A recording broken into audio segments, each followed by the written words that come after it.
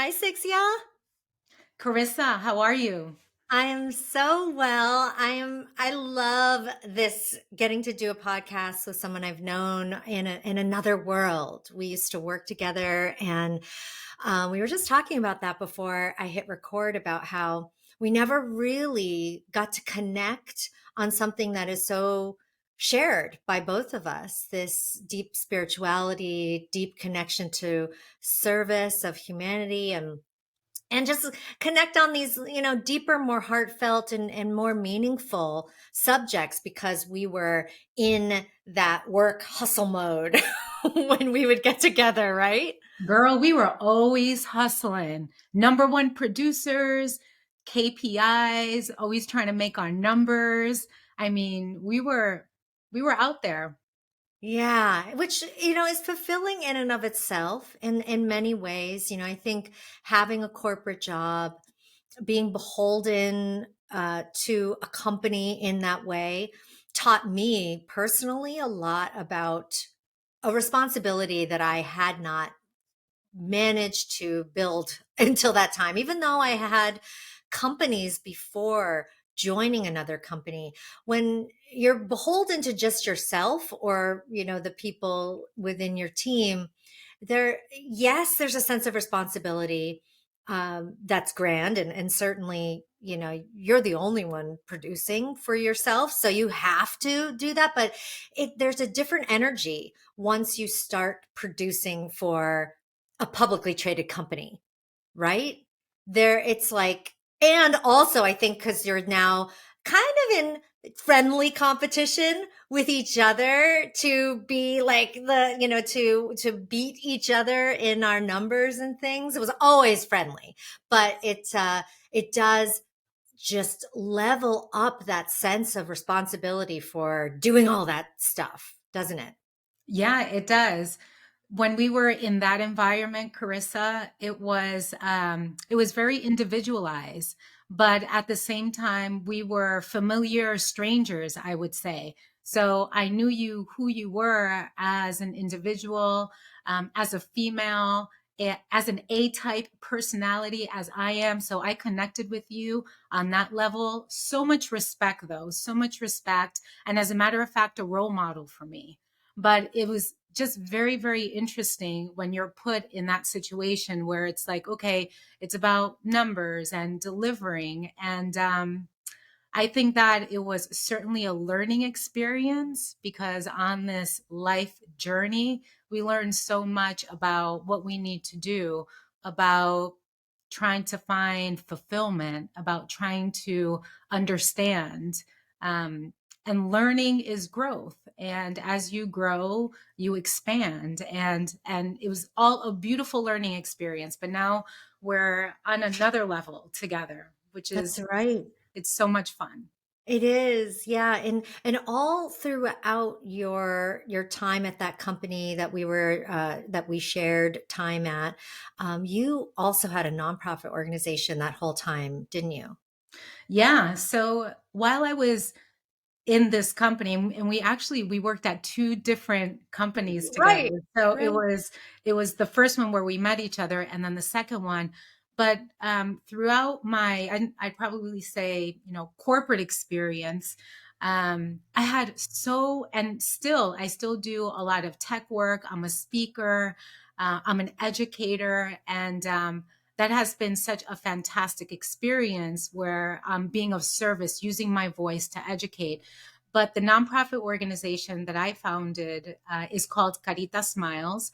And I started that about 11 years ago. And I'll just share with you how it all came about and how now it's a full blown organization where we're doing things in multiple countries. But the way it all started was my mother was going to the Dominican Republic, and it was Christmas time, and she had a big suitcase where she was stuffing a bunch of stuff. She's always overpacking, and she was at my house, and I walk in on her and I ask her in Spanish, I said, Mami, ¿qué tú haces? Tú siempre haces eso. You're always doing this. You're always overpacking. And she said to me, she said, well, I'm bringing toys to the children for Three Kings Day. And then I said, "Oh, all right. Well, how many toys are you bringing?" And she says to me, "Well, I have 5 toys." And then I responded to her. I said, "Well, Mom, there's more than 5 children. There's more than 5 kids in the village." And then she looks up to me and she says to me, "Y entonces, ¿qué tú vas a hacer?" And then what are you going to do about it? So Mm. right then and there, my brain kind of said, "You know what? She's right. What was I going to do about this?"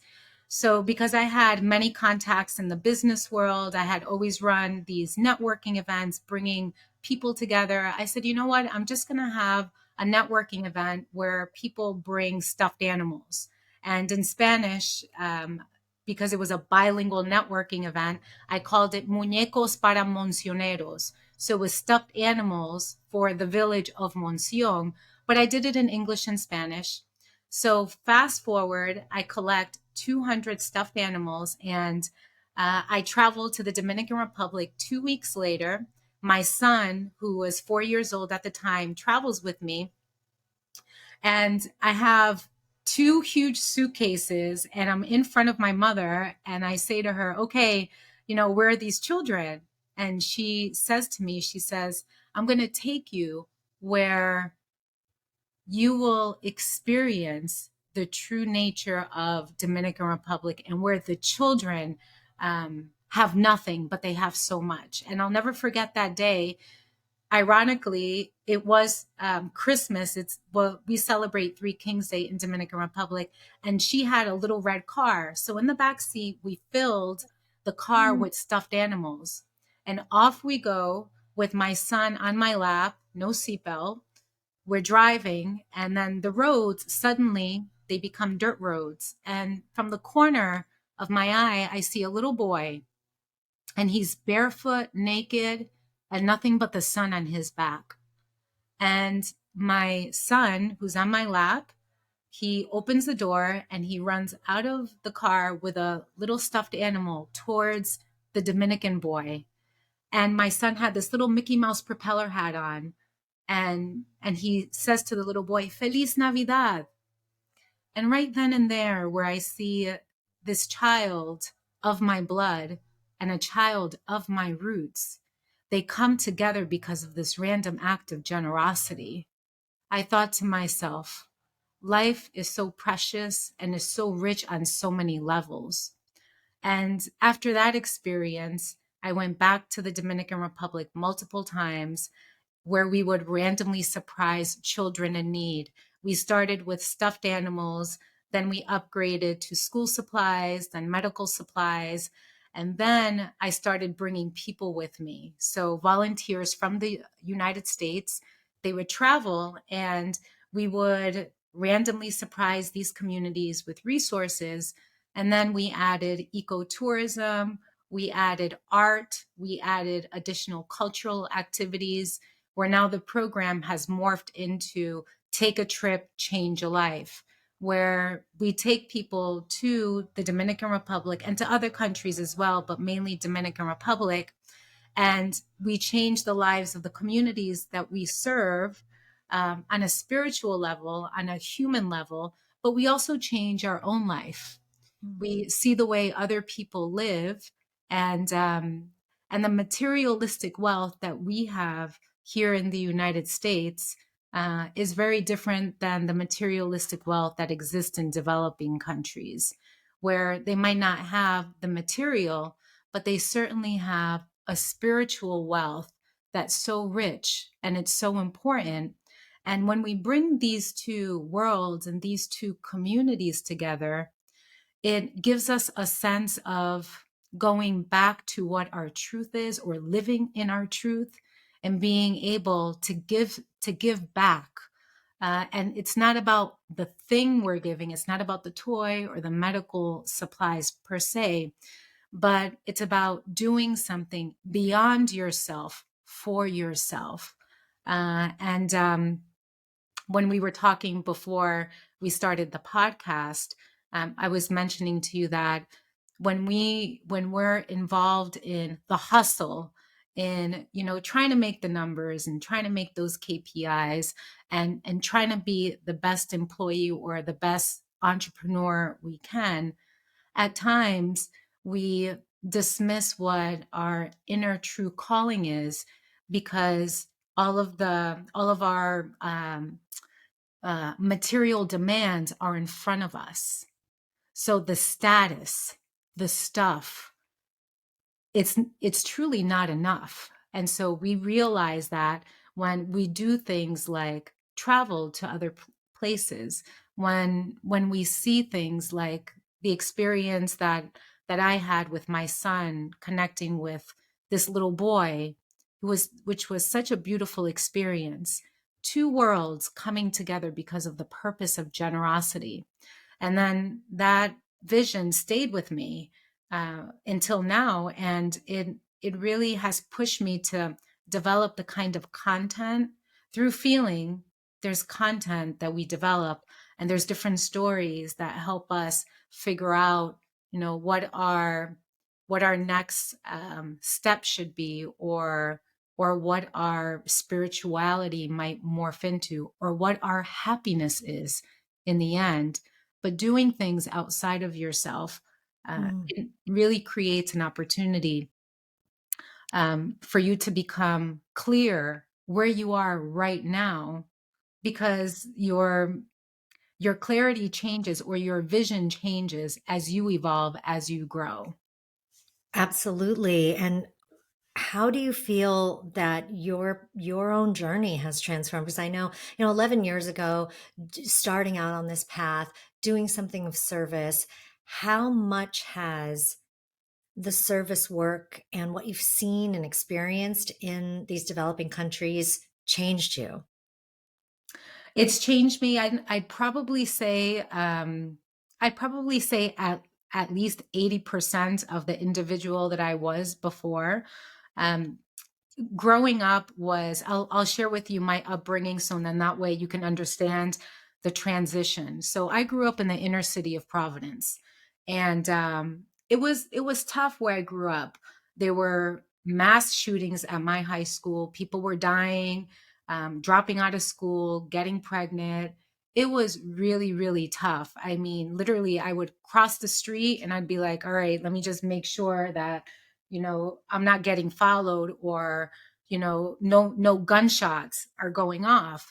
It was really tough.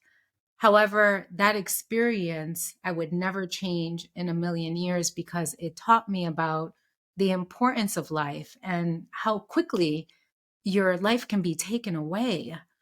And having that mindset, and that feeling of, I don't know if tomorrow is going to come, really helped me in the future. I got into school because I got into university because after school programs helped me to write my essay. They simplified the process of helping me understand how to study, how to understand. And for me, it was the hustle. It was, I get it.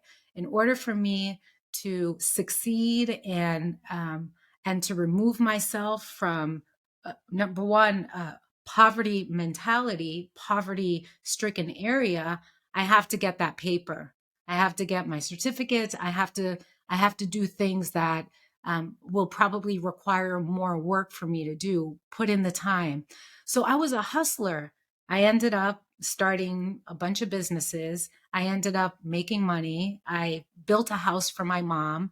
I always like to say that bougie lifestyle. I was like, yeah, because I love good things, Carissa. I love to dress well. I love to eat well. And I just love good things. And I know that you have to work for it. So when I had reached all of the stuff and the status and the accolades and being in the magazines and the newspapers, at the end of the day, I was like, you know what? What is this truly about? What is this life truly about, is truly about? And I think that the response that I received when I traveled to the Dominican Republic, and especially going to this village where I'd see people so happy with so little. They were funny. They were so generous. There was this one woman that I met. while we were passing out toys, I had one of the nuns in my community suggested that I go visit this particular woman in this village. And in her little hut, in order for me to get there, I had to hike down a hill. When I got to her house, I go in her beautiful humble hut. She didn't have a floor. Well, actually, she did, but it was made out of dirt. But it was neatly just organized. It looked like it was just recently swept. Everything was intact. And she says to me that she's so excited to have somebody from another place visit her. And she asked me, she says, "Do you want coffee?" And I say, out of politeness, "Yes, of course, I'd love some coffee." So what she does is she calls out to one of her five children and she says in Spanish, "Solanchi, vaya a buscar café a donde el vecino." She says, "Go next door to the neighbor and go borrow some coffee and sugar." Mm.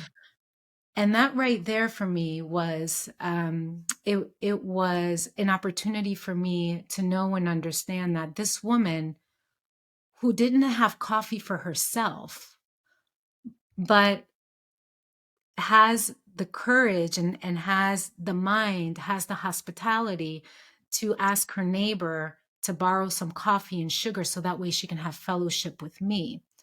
And that's just one of many instances that I experience where when you connect with people that, perhaps don't have materialism or don't have the means to go after stuff, but do have the means to share their time, share their voice, and also share coffee that they don't have, where they take a loan from the neighbor to have this time with you. I think that really helped me to see or to understand the power that we have if we just accept it, if we just say to ourselves, "You know what, I'm going to take the time, the attention, and I'm going to give you what I have now and what I can in this moment." And that is one of the many learnings that I have gained through traveling in developing countries: the humility, the love, the laughter. And I feel that within the United States, we might be materialistically rich. We can start a business in 24 hours if we want, or in less than 24 hours, right? But Mhm. in developing countries, it's a little bit different. And here in the Dominican Republic, the thing that I found is that they are so spiritually rich on so many levels, that it just gives people an opportunity to step outside of what might be clouding their mind at the time, and to set foot in another kind of reality where you feel, where you're making a human connection with somebody who's different from you, who perhaps values the day and the time at a different level than you might. Mm. Travel for me has always done that, even in non-developing nations, just being in those places of difference, being in those places where people are uh, living another way that then you can experience, but also that you can be challenged by. And I think the challenging of yourself internally gives us this experience where we have to go find the resources to meet that challenge. We're like, oh, this is not how I would normally do things, or this is not the way that it is for me. And when you're in a foreign country, you and you're potentially by yourself, you don't have others to call on. It's just like, whew, right here. Okay, what resources do I have? And can I find that I don't think I have, so that I can handle and deal with and best, move gracefully through this situation? So I think that travel in general does that, but the travel, the kind that you're eh, describing, has that added beautiful layer of service, of where you're also going and helping people in need that may need help in certain ways. But it also sounds like you've been so helped by them, and all of your interactions and experiences helped in uh, them maybe lifting some veils for you to see into how maybe you were living and experiencing life. Is that true? Yes, yeah, it's true on so many levels. Um, Typically, after my travels in the Dominican Republic, coming back to the United States, there's something called re-entry culture shock, and I experience that all of the time.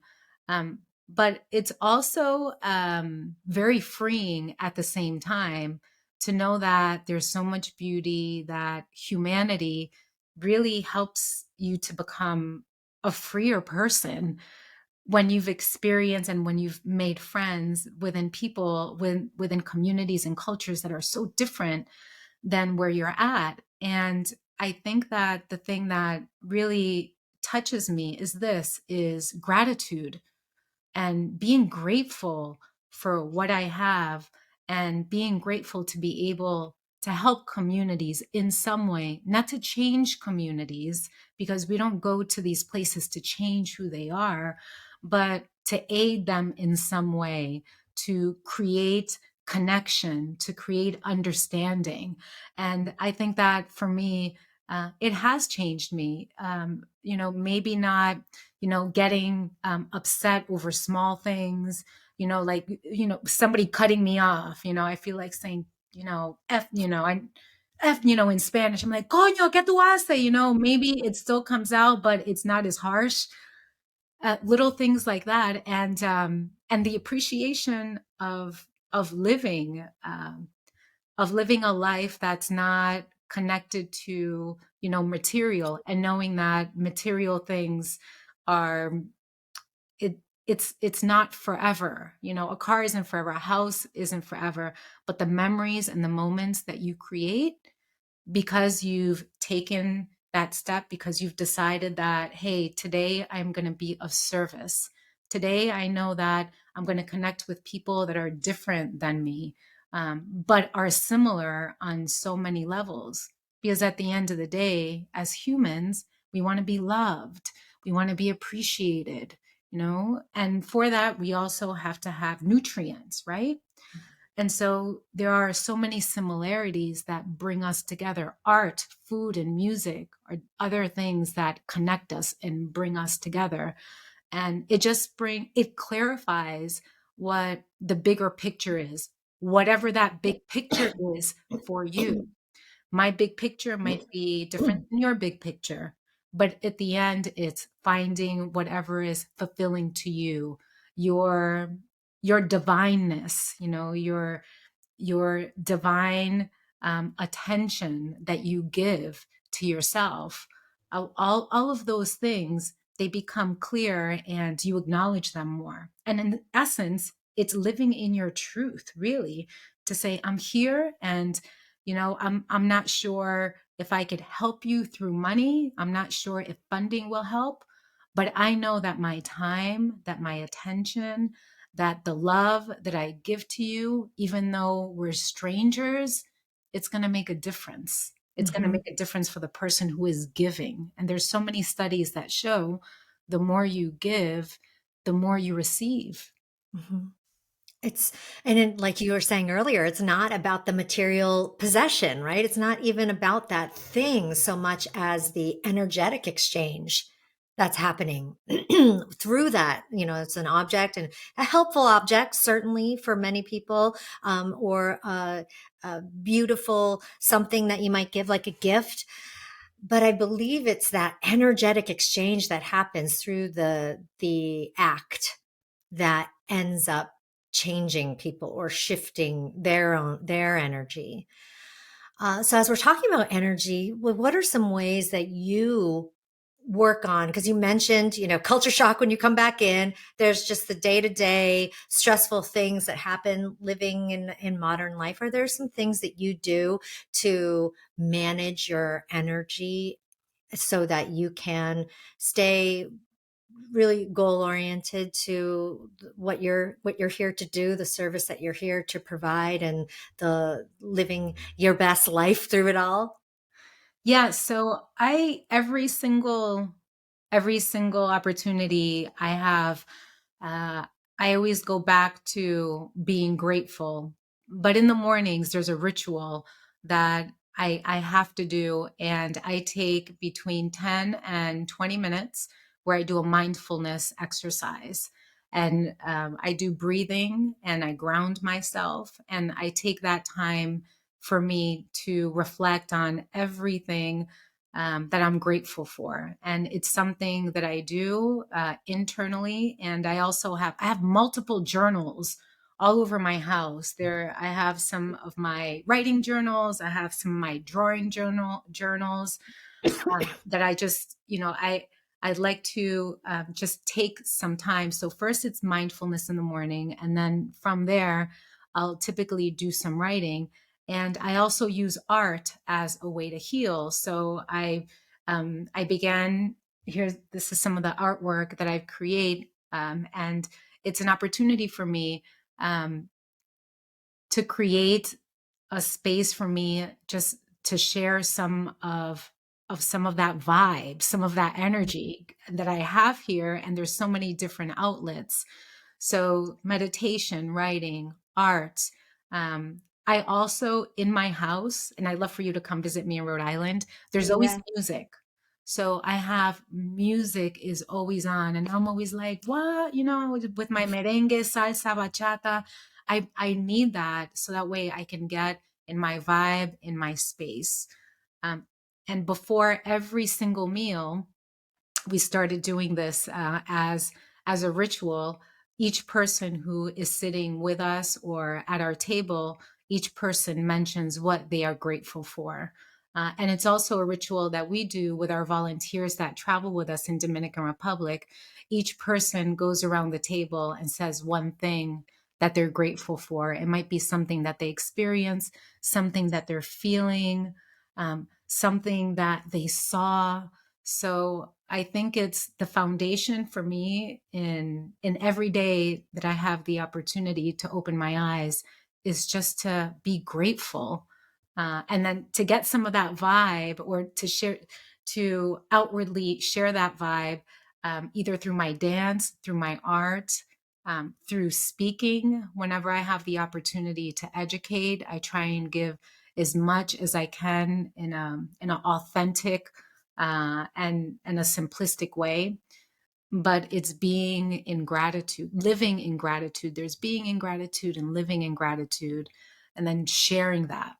Hmm. And you really embody that gratitude through those practices and also how you live, which is different than, I would say, um, someone just saying, "Oh yeah, I'm grateful for," these sort of empty words, but putting gratitude into practice, like you said, of actually um, using it as fuel, as energy for how you live your life, is that embodiment of it. It's the taking it from, because as some people say, oh yeah, gratitude journals don't work. Saying, gratitude, or, these gratitude exercises don't work. And whenever I hear that, the first thing I think is, well, how are you not integrating this into your life?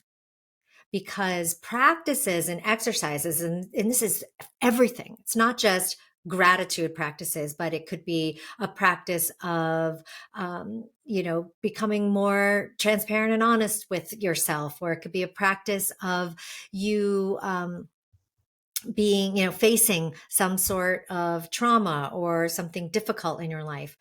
Practices only go so far.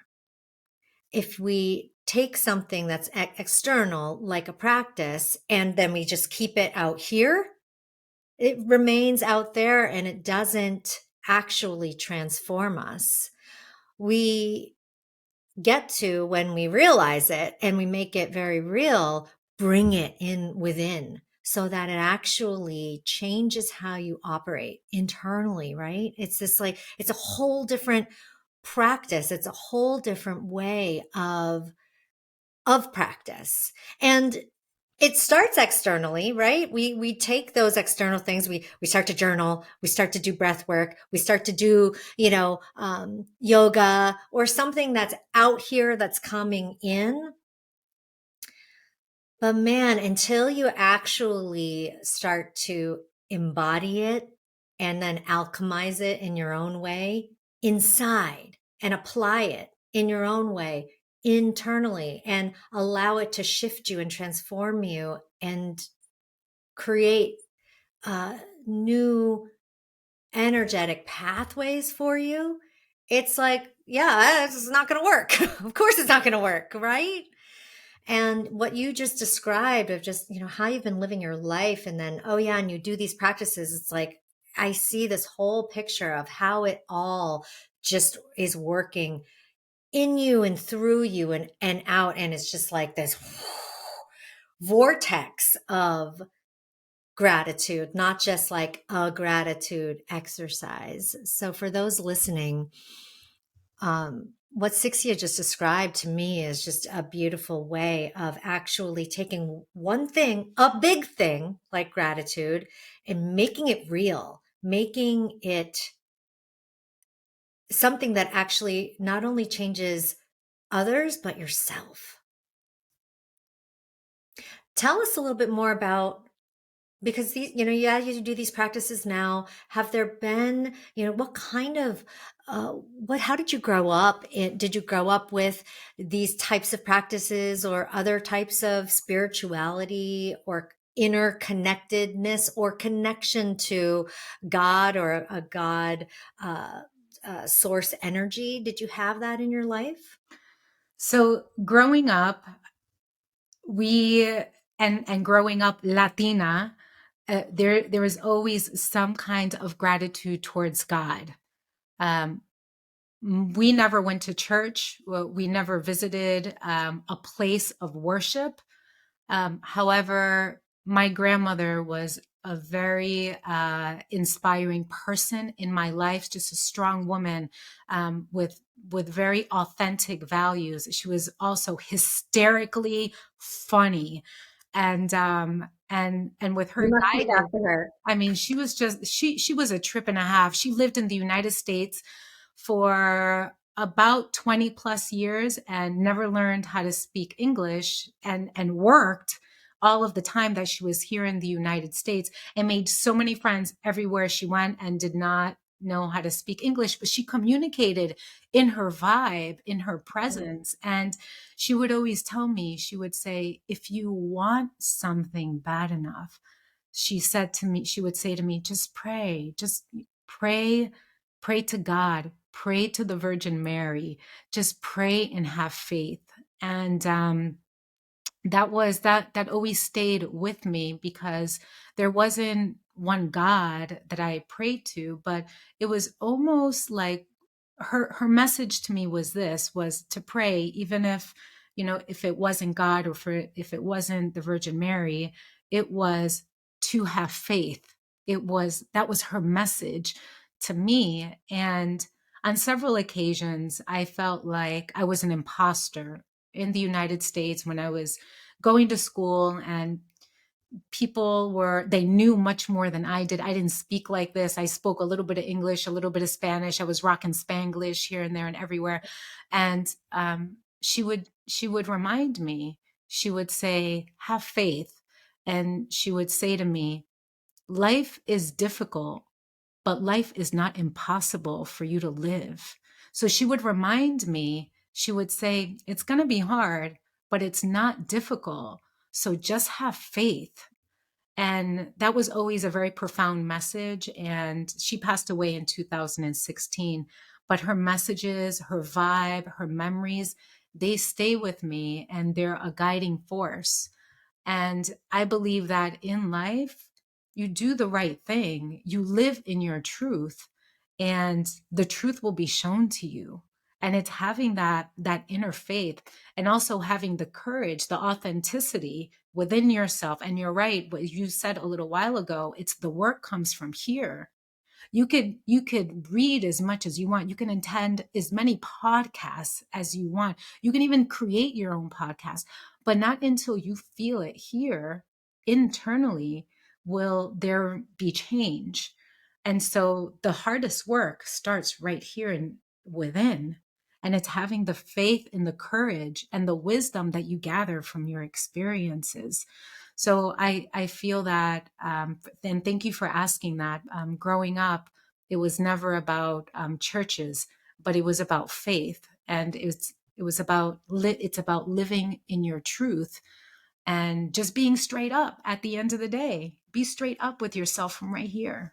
Yeah, and having that truth, the inner knowing that you are whole already, right? It's Mhm. like you're already all the shit that you're trying to gather out here to make you into your perfect self. It's like you're already that. Like you don't need any of that, right? Girl, you are beautiful. You are beautiful right now. And anybody, the people that are listening right now, you are beautiful. You are amazing. You are the person that is meant to be in this world, to share your light and your love with and to have that courage and to be able to follow that.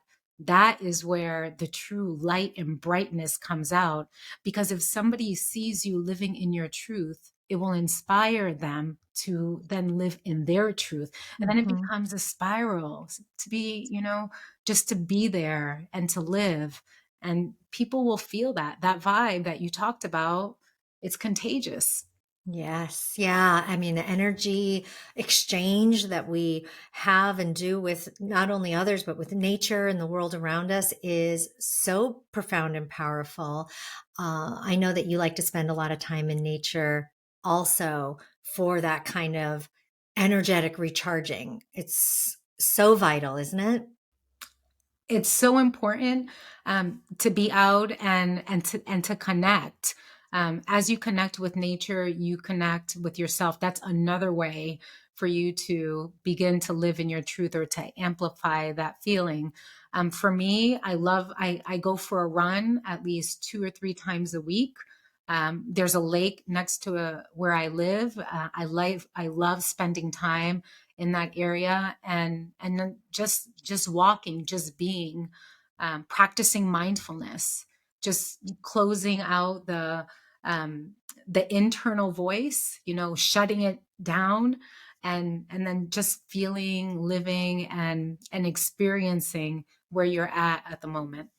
I love that you said that because, there's on the one hand, there's the internal voices that are maybe thoughts that you don't want to have necessarily, stressful thoughts, critical thoughts. You're just like, shut up for a moment, right? So that you can tune into that deeper, wiser inner voice that's just saying, have faith, like your grandmother said, relax, receive, just be, right? It's like we have all these layers of those voices, and getting to a place where we can listen to and connect to that deeper inner voice, which is a knowing, and we've all heard it before. We've all connected to it at one time or another, but the strengthening of that connection to that deeper inner voice is so vital, because it's like the voice of your grandmother. It's that voice of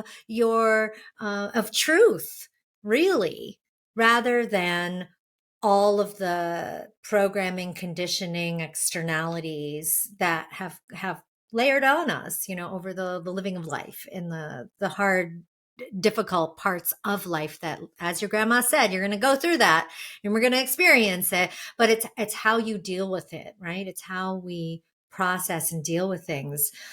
And I believe that that inner voice, that intuition is so wise and can guide us so well once we do turn off those louder, typically critical, stressful, striving ego, essentially, voices, right?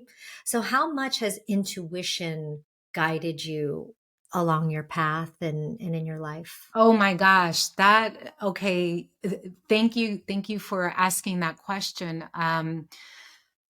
For me, the whole program that we started, the Take a Trip, Change a Life program, it was all, Carissa, 100% intuition. I had no idea what I was doing. Before starting the nonprofit organization, I was in small business development, tech education, and helping people with their businesses. Then, when I experienced Dominican Republic and humanity at a different level, I started doing things that in hindsight, I look back and I'm like, how did I even figure out how to, bring people together and build a house? From building a house to building a school, from building a school to doing fundraisers to then speaking about the impact of humanity and service. How did I even figure that out? And I was being guided. My only explanation was I had I had this sense of pulling, and I would do things that right now I say to myself, I had no teaching, I had no academic schooling in what I was doing, but I was being led. And I knew that it was the right thing to do. And then I would right now as I'm starting to understand intuition and being guided by this, I would say to myself, well, how do I know what the right thing to do is? And you know what the right thing to do is.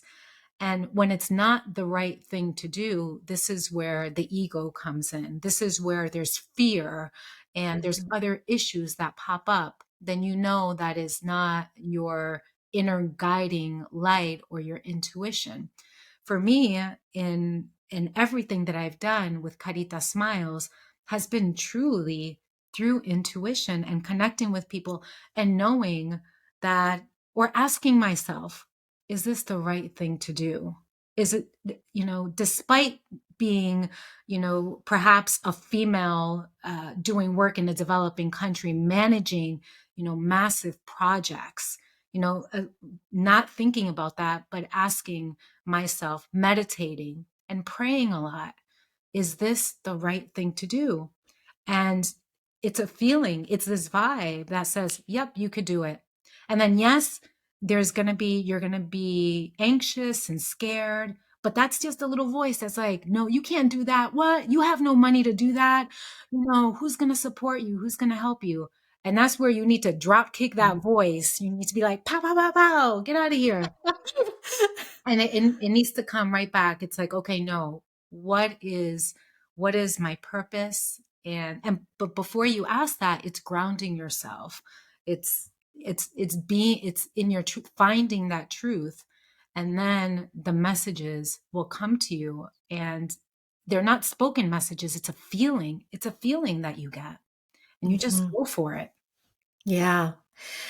We could all get so much benefit by connecting more deeply to our feelings and how we're feeling. And there's just like thoughts that we were talking about earlier, there's feelings on so many levels too. It's Mm. like, oh, we've got our surface feelings. Those are typically the very much tied to ego and pain, our pain body, and all the things that we haven't yet processed and dealt with. And then we've got deeper levels of feelings that are, they're more true, a little more honest. Maybe we haven't explored all of them yet. And then there's the deeper ones that we're really like, oh, these are the ones we've like not actually allowed ourselves to feel. And then there's like that deep, deep feeling of, whew, like when your body does relax and you get that strong, like just, ooh, this, yeah, it's that gut feel, right? That gut knowing, that feeling that you cannot deny. And I believe we can strengthen that gut feeling by working through those other layers of feeling, which often we don't allow ourselves to go there because it can be hard Mm. and it can be painful to experience feelings that we've locked away and hid away because of not wanting to deal with them. It can be even just habitual that we pack feelings away because you know what, we're a hustler, where the life is about hustling, life is about, all of these external accomplishments, and life isn't about feeling and about, getting in touch with ourselves. So if you're conditioned at all in that way, which I think many of us, even if we didn't grow up in the inner city, many of us within American culture are conditioned to that. It's Mm. like, no, it's all about valuing the intellect and then valuing the accomplishments that we can do with that intellect rather than the feeling. So even if you had nothing traumatic per se, just the fact that we've ignored feeling into ourselves, for most of us growing up in this culture, that's traumatic enough, or it's at least disconnecting enough that we then don't trust our feelings. And when you get one of those gut feelings and you don't trust it because we haven't worked through even just understanding ourselves as, this feeling body. And I'm in this really like strong initiation over the last 2 years of feeling into so much depth that I have not experienced before. And it's amazing. It's amazing what it helps and allows you to access. I'm in complete agreement. And being able to cultivate that feeling and express inner expression, right? In order for you to outer express, it's to have that inner expression of your true and beautiful self. And I believe that that should be part of our personal plan. We have a business plan, but there also should be a personal plan that we need to take very seriously. And feelings and being able to express that internally, and from expressing it internally, we express it externally. I think that's fundamental. It's your mind, your body, and your spirit, and being able to make it into one, and then being able to share that, to have the ability, to have the courage to say, I'm going to share my love, I'm going to share my truth. And perhaps it's not through content, maybe it's through art, it's by doing, it's by living what you learn. So there's so many different ways because we're different people, but it truly starts within. And to make the decision that, you know what, my feelings are fundamental to my growth. Because if you don't feel good, then you know what? Then life isn't going to be good. It's you yourself right here. It starts right here within. Yeah. I love that you said, about that we all have different ways and expressions of all of this, because I think sometimes people can get a little hung up on, well, I'm not this vision of what Sixcia is saying. I'm not a speaker. I'm not comfortable around people. Oh, I don't want to serve others in that way by going to different countries. I think it's interesting because we can get, as humans, very hung up on those particulars of, oh, this is how it has to be or how it has to unfold or express itself in the world. And what I'm hearing you saying, and I 100% agree with it, is that we are all unique beings that get to and have the opportunity to express it in whatever way we want to. If you're an introvert and the integration of your body, mind, spirit, and then how you share that with others is by you sharing a part of you with one other person, then that's your unique way of being and living and doing it in this lifetime.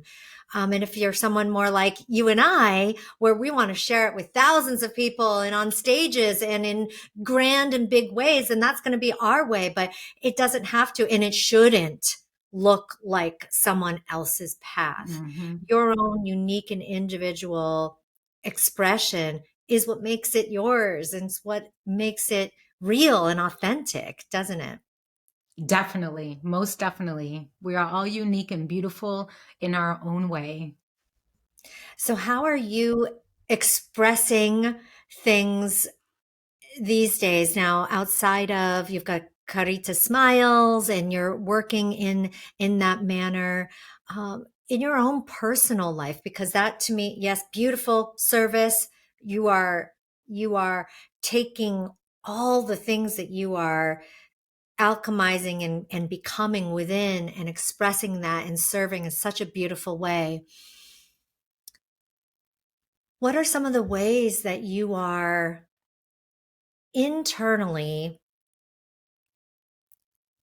shifting, transforming, becoming more you, becoming more of that truth, that and maybe something that you've realized about yourself in that process? Yeah, another. You have some really great questions, Carissa. That's an excellent one. My birthday's coming up soon, and when birthday's coming up, as you know, I know that you have a big one coming up, Thank you. which, Yay. which is it's fantastic. It also makes you reflect on the scarcity of time and the time that you have left on this physical realm, in this physical earth.